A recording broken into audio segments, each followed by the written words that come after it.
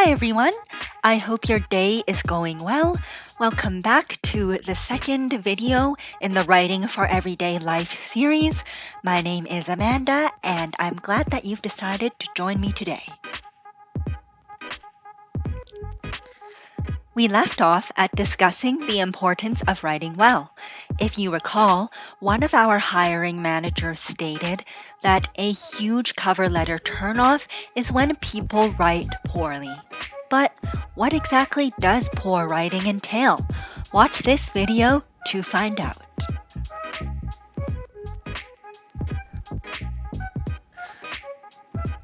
Now, don't get me wrong, I love my friends and I value their work. However, when they send writing my way for editing and feedback, I consistently see the same mistakes. Seeing these mistakes is like fingernails on a chalkboard because they're so common yet so easy to fix. In this video, I'll be covering the most common writing no-nos I encounter, as well as some simple ways to avoid them. The tips I share here apply not only to cover letters, but to writing in general. I really hope you find this video useful, and on that note, let's get started.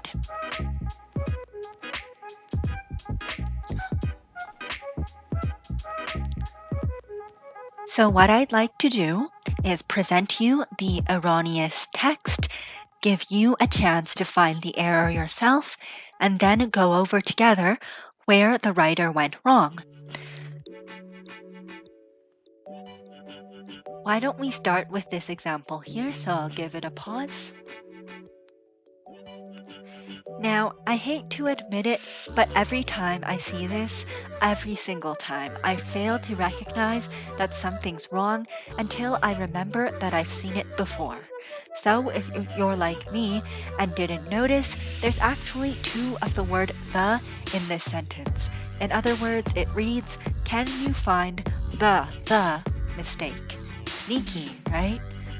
The point of this example is to demonstrate that it's way too easy to make small mistakes when writing. Speaking from personal experience, this often manifests as me changing one part of a sentence while forgetting to change the other part accordingly. Mistakes like these are dangerous because they're so easy to make and just as easy to miss. The good news is that they're also relatively easy to fix by proofreading. I know that it said way too much, but proofreading really is the tried and true method for minimizing these embarrassing bloopers. So my recommendation is that you do it. Moving on to mistake number 2. Alright guys, I don't know about you, but when I read this sentence, it just screams cringe. The truth is that there are a lot of things wrong with this sentence. However, many of them could be fixed if it was simply written in a different way. The point of the sentence is that the student did her homework, but since her dog ate it, it was gone. So, rather than being ultra wordy and including a lot of redundant fluff that just confuses the reader, we could have just said, the student informed the teacher that her homework was eaten by the dog. This communicates the same idea, but in a much more clear and understandable way. So my message to you is to keep it concise. It's tempting to be wordy, and trust me, this is one of my greatest pitfalls. I always exceed the word limit. But you want to make it as easy as possible within the provisions of grammar for someone to read your work and understand what you're trying to say.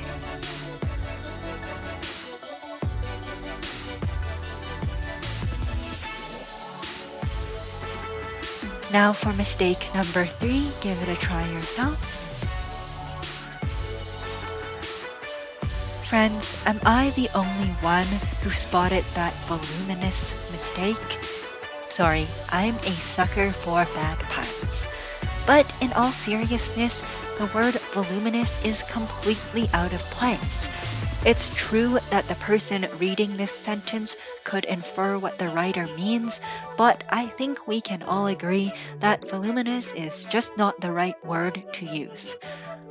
When choosing words, we can't just consider the dictionary definition of the word. It's incredibly important to consider the context in which the word is used as well. I would say that it's by far the safest practice to stick to words you know and understand. If you're super bent on using a word but are a bit unsure about it, try to dig out the exact context in which the word is appropriate to use. Otherwise, you risk sacrificing clarity, presentation, and the impression you're leaving on the reader, all of which are very important for nearly all types of writing. Now for mistake number 4. This is a bit more subtle, but the fact is that there is a lack of transition from one idea to the next.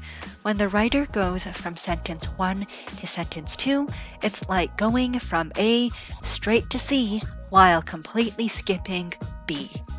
It's true that I've been emphasizing the importance of being concise.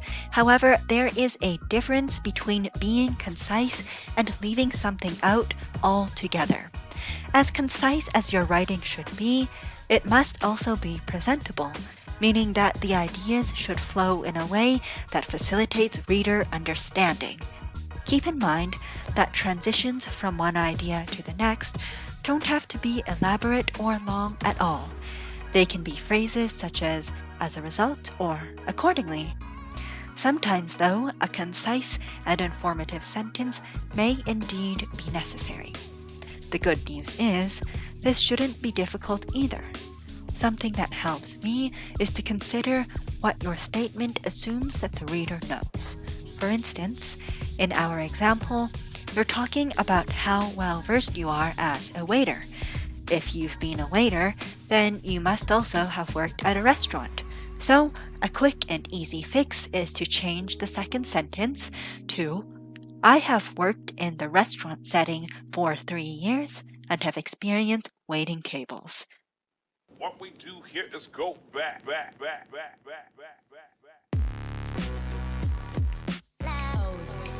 Last but not least, I'll let you guys figure this one out for yourselves. I'm guessing this mistake wasn't too hard to spot, but guys, proper punctuation is important. I personally was surprised at how overconfident I was in my knowledge of the rules of grammar.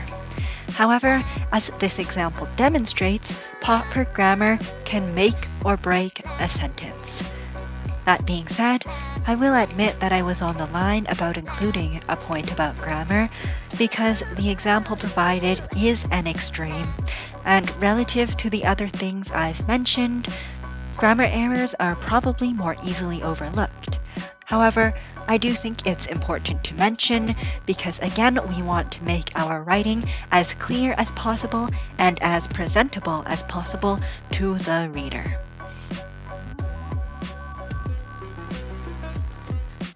Thanks so much for tuning in. That's it for this video, and I sincerely hope you found it worth your time.